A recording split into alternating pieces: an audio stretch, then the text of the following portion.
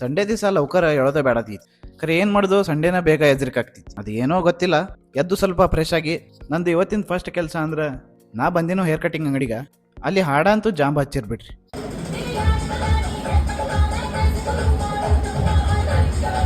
Hair cutting ಮಾಡಿಸಿ ಇವತ್ತು Sunday ಅದಕ್ಕೆ ಇವತ್ತು ಜರ ಮನ್ಯಾಗ ಬಂದು ಮಲ್ಕೊಂಡ್ ಎಷ್ಟು ಬೋರ್ ಐತ್ಕಿ ನಂಗೆ ಏನೋ ತಿಳಿಲಾಗಿತ್ತು. ಆಯ್ತು ಏನು ಮಾಡಿನಂದ್ರೆ ಆಮೇಲೆ ಹಿಂದಿಂದ ಸಂಜಿಕ ನಮ್ಮ ಮನೆ ಐತಿಯಾಗ ಅಲ್ಲೇ ಒಂದು 2 ಕಿಲೋಮೀಟರ್ ಮ್ಯಾಗ ಟೆಕ್ಸಾಸ್ ಮಾರ್ಟ್ ಐತಿ, ಅಲ್ಲಿ ಹೊಂಟಿನು. ಅಲ್ಲಿ ಯಾಕಂದ್ರೆ ನಂಗೆ ಡೈಲಿ ಜಾಬ್ಗೆ ಹೋಗಕ್ಕೆ ಶರ್ಟ್ಸ ಮತ್ತು ಪ್ಯಾಂಟ್ ಬೇಕಾಗಿದ್ದು. ಇಲ್ಲಿ ಜರ ಕಡಿಮೆ ರೇಟ್ನಾಗ ಸಿಗ್ತಾವತ್ತ ಇಲ್ಲಿ ಬಂದಿನು. ಫಸ್ಟ್ ನಾ ಶರ್ಟ್ಸ್ ನೋಡಕ್ಕೆ ಹೋದ್ನು. ಶರ್ಟ್ಸ್ ಅಂತೂ ಭಾಳ ಇದ್ದು ಬಿಡ್ರಿ, ಹತ್ರ ನಂಗೆ ಹುಡ್ಕ್ಯಾಡ್ಸಕ್ಕೆ ಸಾಕಾಯ್ತು. ಹೆಂಗೋ ಮಾಡಿ ಒಂದು 3-4 ಶರ್ಟ್ಸ್ ತಗನ.